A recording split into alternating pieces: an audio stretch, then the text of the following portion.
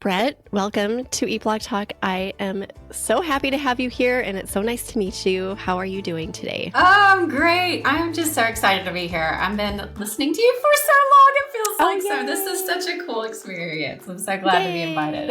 I love it when listeners become guests. That is so special to me because it's so like we know each other automatically already. I definitely feel that way. I'm like, oh, she's in my headphones, and now it's like finally so nice to meet you in person. Oh, well, it's so lovely to meet you. And we're going to talk about collaborations. I think this is such an important topic and something that a lot of food bloggers don't explore. So I'm really excited to hear your story with it. But first, I'm eager to talk about it because I feel like I have a lot to say about it right now. Well, that's good. That makes for a really interesting and lively conversation. So it's going to be great. Do you have a fun fact to share with us, Brett? Fun fact, I am a crazy chicken lady. I got COVID chickens. I got COVID chickens for my boys when we were homeschooling, and they are like the project that will never go away. So I'm on round 2, so I have. Okay, I was going to say, how long do they live approximately? I was mistaken. I thought it was going to be like 2 years. Not true. They can live for like years. Oh, years. I had no idea. Like 5 years? Yeah. At least. Yeah. Oh, wow. So, I mean, as long as they don't get snatched up by hawks and whatnot. Oh, right. So we have Rhode Island Reds and Easter Eggers. So we get pretty green eggs and pretty brown eggs. Oh, that's amazing. Yes, I feel like the COVID trend was to gather chickens. But I love that you're still going strong and that you didn't let it die after COVID died. I literally can't give these chickens away. And do your boys love them? They used to. And now it's just like, kind of a chore. We're like little farmers, want to be farmers. Right. Yeah. Yeah, that happens with kids where they get really excited about something and then mom or dad ends up being the one to take care of this project, now right? They're 10 and 12, so they're like too cool for school, but That's funny. So, but we have a lot of eggs, so I still get 4 eggs a day, so it's a lot of eggs. So right now it's kind of like my neighbors are coming around. Yeah, right. We eat so many eggs in our house. I feel like I should get a couple chickens just for that. It really is low maintenance if you've got the space. It's like it's like the gateway drug of like homesteading, like it's so easy. It's so easy, but they're just kind of nasty sometimes. Yeah, right. And we do have this killer cat. Like he's super snuggly. We love him to pieces, but he's indoor cat. And I'm afraid that he would just not do nice things to the chickens. We have a stray that comes around. She's meow meow, and she does not touch my chickens. Really? She never touches them. Never. Okay. Or my dog, she raised them. So like they come after her, but she doesn't come after them. That changes the story for me because I always assumed that our cat would absolutely murder and just destroy them, but maybe not. Mine is an alley cat. She's like a hardcore stray. She battles all kind of wild animals out there, and she's good to know. I'm so glad we talked about that. Now, a much different topic, onto collaborations from potentially dead chickens to collaborations. That's a segue there. Before we get to collaborations, though, I would love for you to talk about your blog a little bit, Freaking Delish. Just give us the scoop on it. Freaking Delish is, it kind of started as like a little bit of a passion project. My husband is a food photographer. I'm the ultimate foodie. And we just, it went from a mom blog situation to a full-blown switching niches and going all in on food. We're just a foodie family. So it was a natural thing for me to niche down and do it. I know that's kind of hard for a lot of people to do, but it just brought so much joy. It made it fun. It made it light. And so Freaking Delicious, it's really focused on the same audience though. So I was focused on working moms, and now I'm still focused on working moms and busy moms and trying to help them come together. Really, you talk about this idea of perfection, and there's the mental load that moms carry. And I wanted to really streamline that into dinner dinner is super important for us. My husband is a 2-time cancer survivor. So it's like my thing is to have us come to, like, that family time is so incredibly important. And I don't care how busy you are, like when you know how important that is, it's something that you don't ever want to give up again. So it's my passion to just bring families, show them easy ways to get this magic for themselves and get that little family time, whether it's sharing these cooking duties or, taking shortcuts or whatever. So Freaking Delicious is just all about that. It doesn't have to be perfect. It's the time, it's getting that family together. So that's kind of how I started. You just sold me like times a million. That was so beautiful. I hope that you give that spiel to everyone who asks about your blog, because that is like tear inducing, and just, it pulls at your heartstrings. And it also, I think, I don't know, just it's relatable. Like a lot of people have that struggle and that desire. So thank you for doing that. Yeah, it's true. And it's growing more and more every day. So it's somebody has been touched by something, and it's that family unit just like slowing down, releasing that perfection of these standards, bars that we keep raising and setting for ourselves as women, as mothers, kind of letting that go a little bit and like refocusing, sort of recalibrating what's important, Yeah, I think absolutely. is huge. Yeah. So, yeah. Okay. So you do collaboration with other bloggers, and I'm so excited to learn about this. This is something that not a lot of bloggers do. So first of all, talk about kind of your journey with collaboration and how it's worked for you. So it really started out of a desire to not want to put the fate of my business into any one particular pot, like Facebook or YouTube or Instagram or any one specific algorithm that I didn't have control over. That's one of the reasons why I wanted to start this as a small business. It wasn't, I was passionate about it, but I also wanted to replace my income. So I was looking at long term, how do I control as much of that as possible without giving it away and being sort of, at the mercy of some algorithm. And the only way I could figure to do that was, and I did the Facebook ads when I first started. I went from 0 to like my first 100 subscribers I got them from Facebook ads. That was, that was how I was taught. That was how we were raised up. So that's what I practiced. And I just couldn't see that being a sustainable way for me. It didn't feel right with what I wanted to create for myself, because I'm not a big social media person. Being a food blogger, that's kind of an oxymoron, but that's where we are. It's okay. So I knew there had to be a different way to do it. And I started doing bundles and sort of doing a lot of outreach to try and pull together people and like, how can we work together? How can we do this together? I didn't honestly get a lot of good feedback from food bloggers at the time, because they were stuck in their own, like, trying to get traffic to their site. It's very isolated, sort of not collaborative efforts other than just sharing links and whatnot. So, which was kind of a bummer, to be honest with you. So as a new blogger, I was like, oh, this is going to be tough. And so I just feel like, and I tried different things. I tried the bundles and working with people, and I really reached out to mom bloggers, to be honest with you, because we had a crossover audience. And so that's kind of where things started. People who were talking with, had family audiences talking about family matters, whether it's finances or health and wellness or whatever.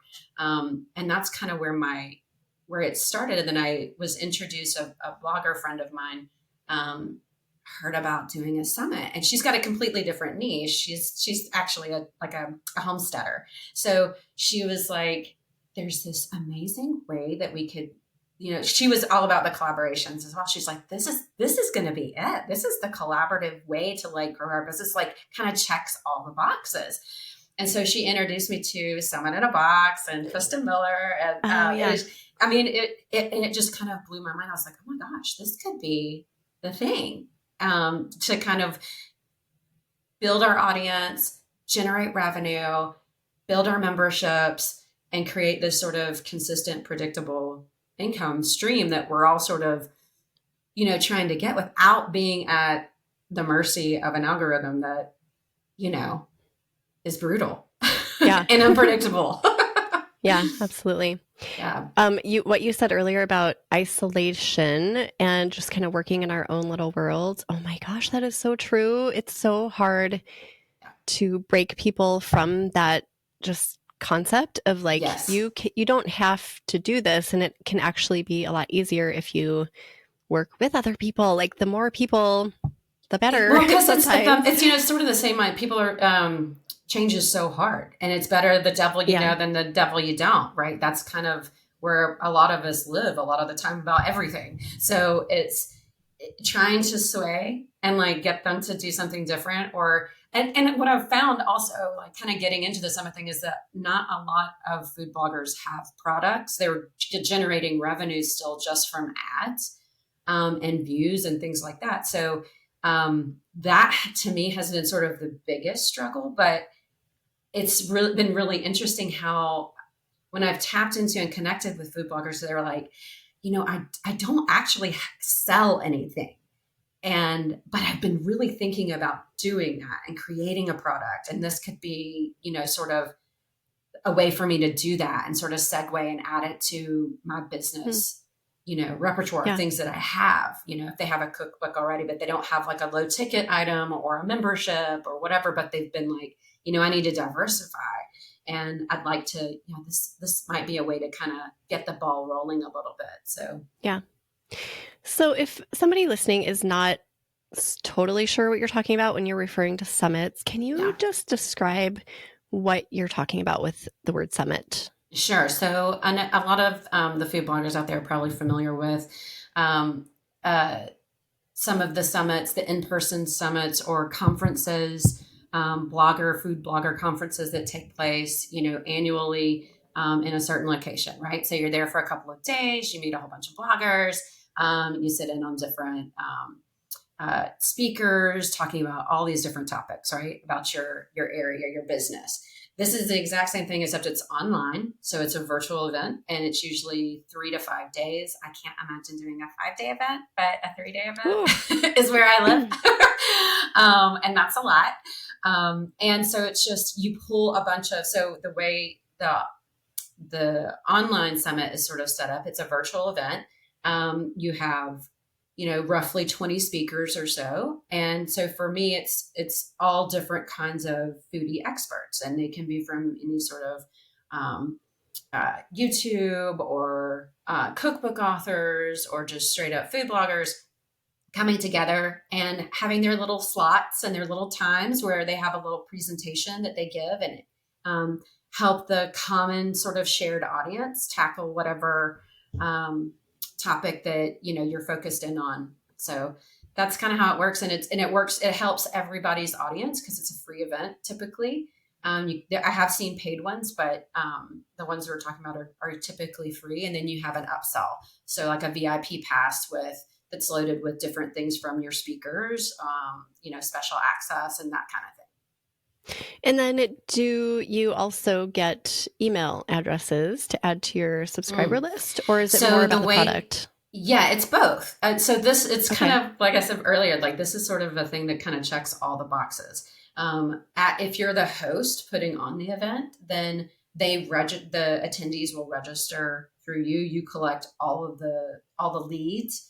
And then the individual speakers, they will, during their slotted time, I've seen it done a couple of different ways, but basically during your slotted time as a speaker, you'll have like a little freebie, a lead magnet that you'll give away, or a special discount code that you want to give out for just the attendees.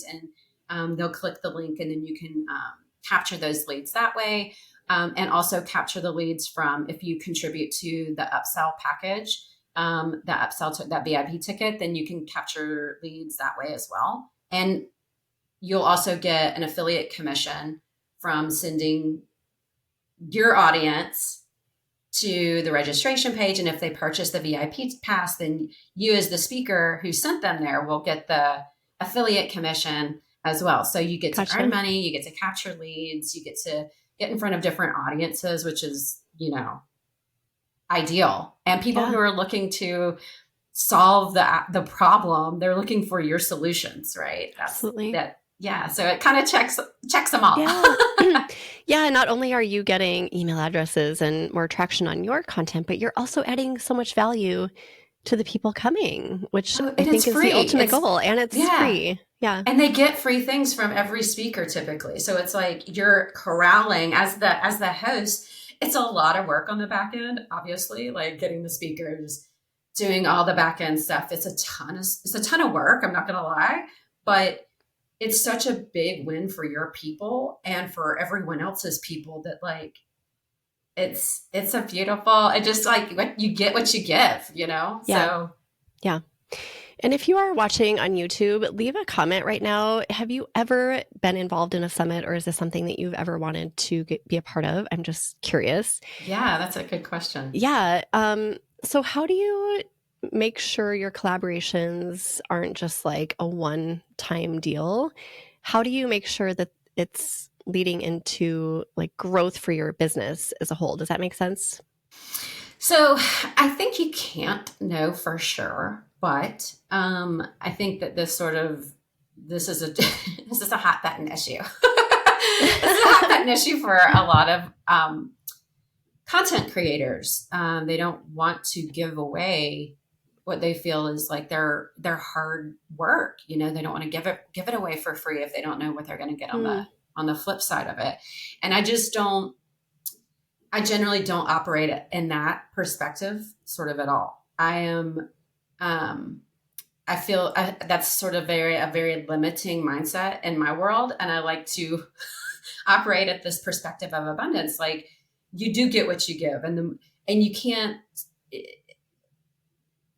really put like this. I mean, you can, but I think that the more opportunity you give yourself to grow and see new audiences and connect with other people, that's only going to benefit your business and introduce you to other people and create sustaining relationships for people who are like-minded. Now, there's going to be people who are not like-minded, and they're only going to want to get that one piece, but that's life. That's every business. So I think that the more that you're willing to share, the more that you're going to get back, and more people are going to want to work with you.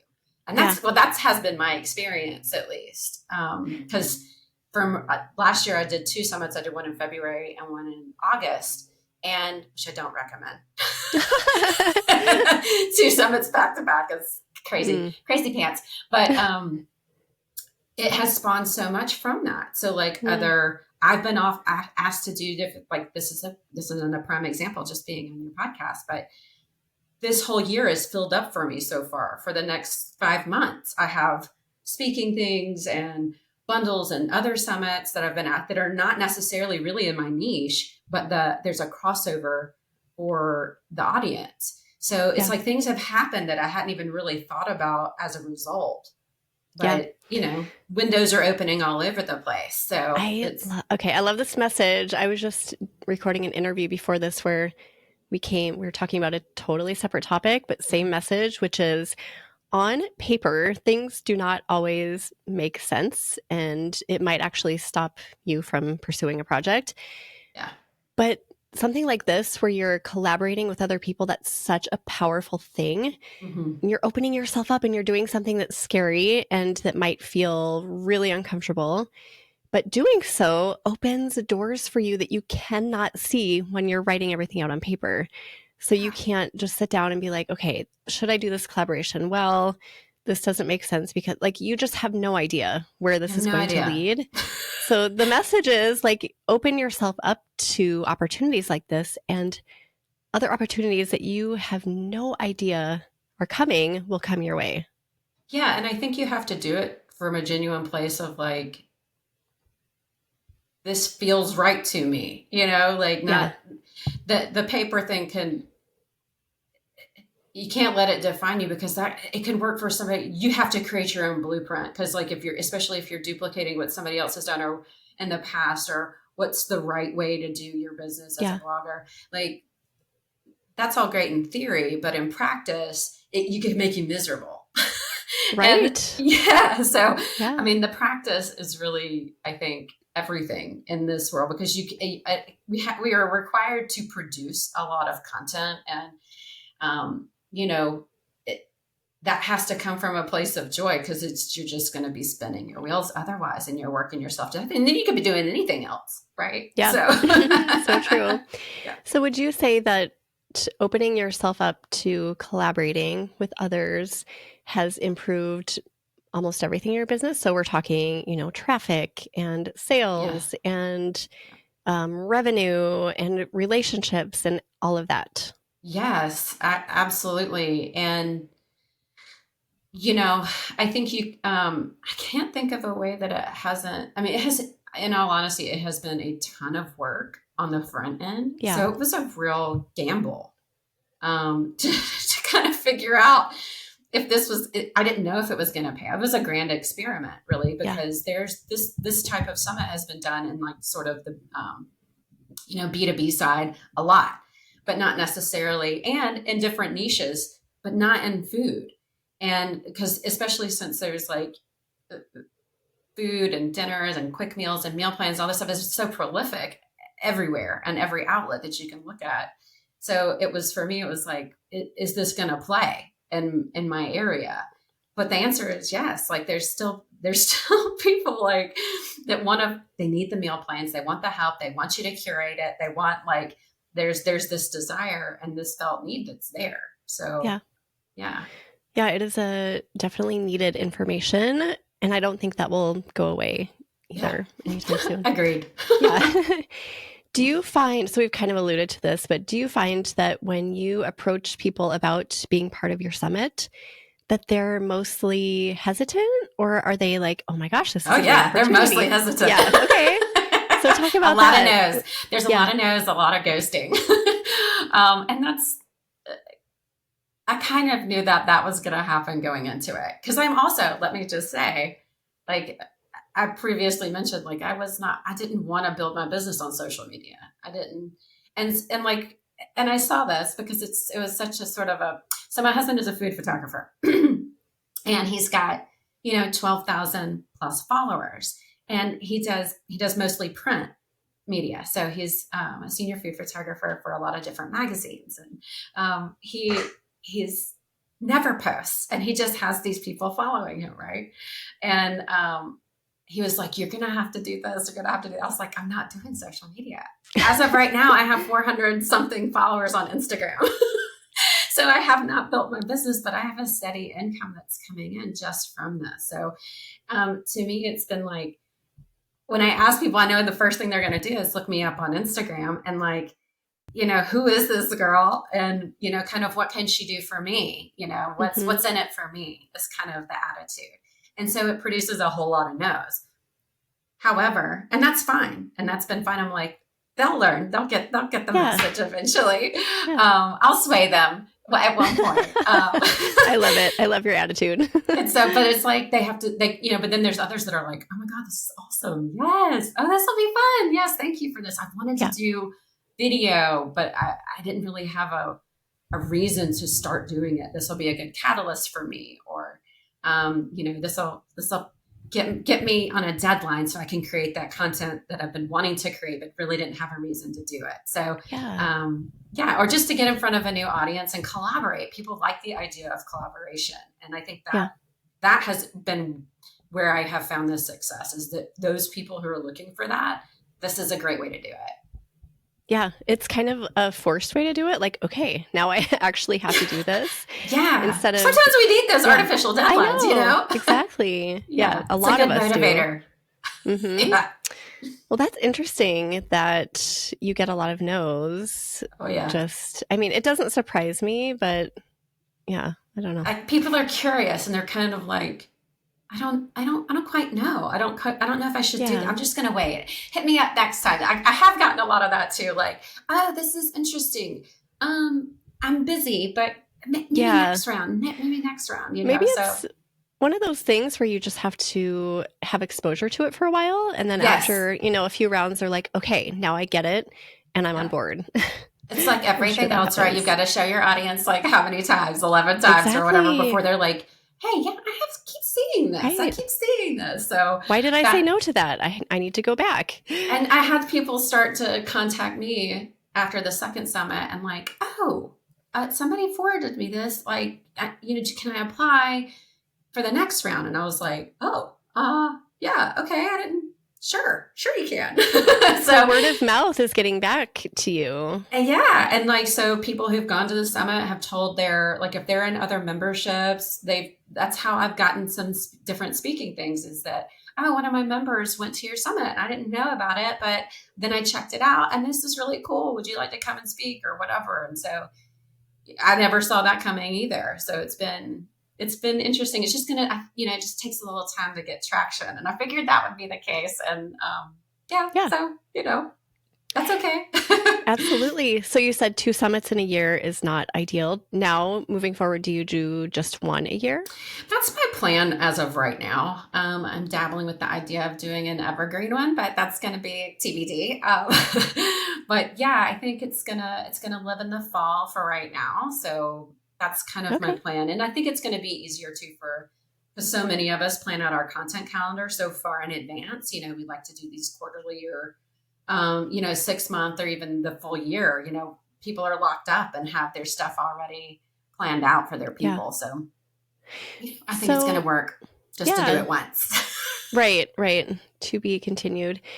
Do you take applications or how do you filter people who want to be a part of this? Yes, because in the spirit of collaboration, I love recommendations. So that's part of the onboarding process that we have is if someone is like, that's one of the questions is, do you have anyone that you would like for me to ask to participate in this summit or the next summit, a future summit? So that's how I've gotten a lot of mine. It's like, oh yeah, my friend, she's also in this niche. She'd love to, do this too, because she wants to start doing video as well or blah, blah, blah. So that's been how I've done it. But now for this summit, I have an application that I'm going to put out and kind of get circulating because there seems to be interest for it. So just another round. I'd love to, give you guys the opportunity to apply if you want to. I'll give you the link so they can. Absolutely. That would be check great. It I'm out, sure see a lot details. of people, a lot of people would be all over that. What if somebody wants to start something like this themselves? Do you have any tips for those people? Summon in a box. That's my biggest record. I couldn't have done this just flying solo. It is a grand undertaking. It is a months in advance project. So the way Krista from Summon in a Box, that's who she gives you the whole asana, the process, and it is thorough. I will say that it is thorough, and it is not for the faint of heart, but it is worth the effort. If you're one of those people who fancies yourself sort of an event planner, big on organizing, if you love that, that's like your bailiwick, then this is summits are awesome to put on. And I think that the possibilities are endless. We have What's for Dinner this summit. We're focused on dinner and helping parents do quick meals and budget friendly stuff and things like that. But I think that the possibilities are just absolutely endless because the further you niche down in it, the better response and results that you should get. That's sort of the theory of it. So. Oh yeah, that's a good thought too. Just from the start, trying to figure out maybe a niche for it. So it could be, I don't know, like sourdough baking or absolutely. It could be absolutely anything. Absolutely. Yeah, it could be absolutely anything. And like vegans or, raw food or, you think of all the different types of things that are so keto. Many. Oh my gosh. So yeah, I mean, the possibilities are endless. Yeah. So I think it's for everyone. It's just you got to know getting into it. It's like a minimum of 3 months. And I couldn't have done it in 3 months. It took me a solid 6. And that's with a lot of effort. So that's with just the planning before the summit actually happens. Yes. And then it's, yeah. And Summit in a Box is very dire in doing this, you would say. I couldn't have done it without her. It's like, how do you build a website? You got to have, somebody that knows how to do that stuff. You don't just walk into it willy-nilly. Right. For sure. So what would you say some maybe characteristics or some things that someone deciding whether or not to do this has to have? So you mentioned high level of organization, 100%. maybe patience, anything else? Yeah, you kind of have to want to corral. Sometimes it's like, herding cats, trying to get everything together. It's because you have a lot of different sort of balls in the air. So you're juggling not only producing this big product, this VIP ticket, which is in and of itself a whole product. And it's a collaborative product. So it's like a bundle on top of an event. And a lot of times people have live portions. So you can have like round tables, and we do a live chat on ours. So there's live element components and different things. So it's like you kind of have a lot of balls in the air on top of also keeping up with your regular list and Right. your social and different things like that. So it can be a bear. So that's definitely something to consider. And I imagine that you have just made some deep, awesome relationships from doing this. Yes, I love it. It's been so fantastic. Like that's the reason why I'm doing it again, that's the reason. Cause this was the piece for me as a food blogger that was missing was I'm a chatty gal. Like I love getting up, I'm a little social. I like to have that connection. And this was sort of the piece that was missing from that. And it gave that to me. And also, it built my membership as well on the back end, which was awesome and gave me, another outlet to be sort of in a space of communication with like-minded folks. So it helped in a lot of ways bring that to my business where it wasn't there before. And now I have these relationships with these other content creators that are very different. They create very different content than I do. But we sort of all rise together, we help each other out. We bring each other along, which is, that's the great thing about it.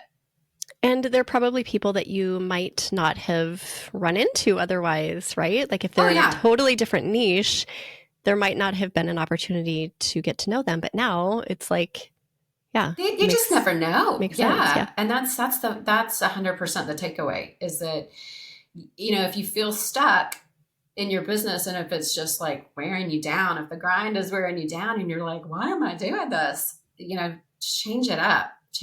Definitely. This collaborate, it doesn't have to necessarily be a bundle. I mean, a summit, it could be a bundle. It could be, the freebie swaps and different things. It could be you putting on a mastermind for someone else's membership or them doing the same for yours and like teaching what they know, sharing that information. I think that's where a lot of people get stuck is they don't want to share what they have. And I think that if you're open to sharing it, if you create that little crack and like open that idea up a little bit, I think you'll get back way more than you give.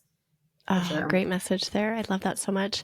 Also, what came to mind as you were talking was I've heard people do collaborations with cookbooks. So if you have maybe an idea of people in a similar niche or something that would be complementary to your niche, creating just a massive cookbook together. That's what we do. That's what we do for the summit. We do. That's one of the pieces of my VIP ticket is all the food bloggers. Most of them are food bloggers. I have had a couple of speakers who aren't food bloggers that come on and talk about like gardening, how to grow different things or whatever. But I do a collaborative cookbook that's part of it. So everybody gives one of their recipes and you link to the blog post as well. But so the attendees and the people who purchase it, they love the souvenir cookbook. Absolutely. Because it's a little taste to everybody. And it's just super fun. It's that's honestly the biggest pull, I think. Wow. So. I had no idea, but yeah, that's so cool. There you go. You got it, girl. Is there anything else you have in your mind that people just absolutely need to know if they want to either be part of a summit or start their own or collaborate in some way? Get comfortable on video. I think that's people fight that. Ooh, yes, we fight it. We fight it. I was the same. Like I said, my husband's he's a photographer, a professional photographer, and he's just like, why are you so bad on camera? Like, why does it happen when I turn the camera on? Who do you turn into? So that's where I started, and I I'm very good, like one-on-one. I love to talk and do this, but in front of a camera, I was just like, oh. So it was a real struggle for me at first, but I think that's something that like just kind of, it's like with anything else, just the practice and finding a way to do it that's comfortable for you in a very uncomfortable situation. But that's my biggest tip is like, get on camera. Sometimes you have to just force yourself to do those things and do it ugly and just show up and continue doing it so that it does become more comfortable. I was there too. I mean, there was a day when I couldn't sit here and do this at all.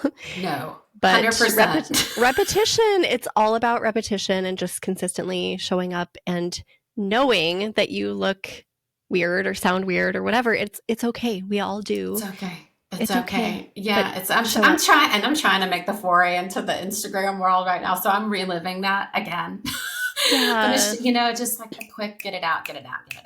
Imperfect, right? It's like imperfectly, it's done is better than perfect every single time. Absolutely. Otherwise you can't move the needle. So it's, if that, like, just do it imperfectly.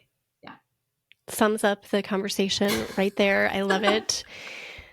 This has been so great. I feel inspired. Thank you for bringing your story to the table and your success. And I love that so many opportunities are falling into your lap because you showed up imperfect over and over, and you did things that were probably extremely uncomfortable and scary.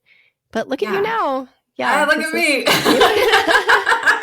Thank you so much for this. This has been great. And I love what you do. It always gave me a safe little place to go and learn something new and feel like you're not alone. Like we're all trying to figure it out. So I appreciate what you put out into the space for all of us who are just struggling to figure it out and make our own path and find what works for us. So thank you for being generous with what you've done. Thank you. That means so much to me. Thank you, Brett.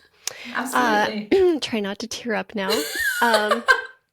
Do you have either a favorite quote or words of inspiration to leave us with today? Yes. What was I going to say? Okay. Okay. I wrote this down so I wouldn't forget. So something that's always been helpful to me, especially in our niche, is that, people will look at it and say, oh, it's overdone. There's so many food bloggers out there. Everybody is a food photographer now. If you have a phone, you can be if people are finding success being a food blogger and just starting out, that's evidence. That's evidence that you can do it. That's it. Don't feel like, oh, it's already been done. I can't do it. That spot is taken. That's just evidence that you can also make that magic happen. So that's where I'm at. So many important messages delivered, Brett. Thank you so much. Absolutely. It's been so fun. Yeah. We'll put together a show notes page for you with everything we've talked about. So if you need any of the resources we've mentioned, you can head here. Go to eatblogtalk.com/freaking-delish. And I want you to tell people like where they can find you on your blog. If you want to mention social media, that's cool. And then also, yes, I'm gonna come see me on my social media. Well, I always ask. Like and follow. Freaking got the lish. Yes, and then also your summit if people want to go apply for that. So it's What's for Dinner at the Summit. I'm going to put a link below so that people can apply if you're interested. Awesome. If this is something you want to check out, if you're just curious, if you want to talk more about it, I'll put the application, and so we can, because I've already started building it for the fall, so I'm excited to start early because summer's going to get us. Yeah, it's going to sneak up so fast. So I'm like, I'm on it this year. Yep. But yeah, that'd be great. Yeah, awesome. And I have one last question. Do you have a limit to how many people you let into your summit? I have so far done 20 each round.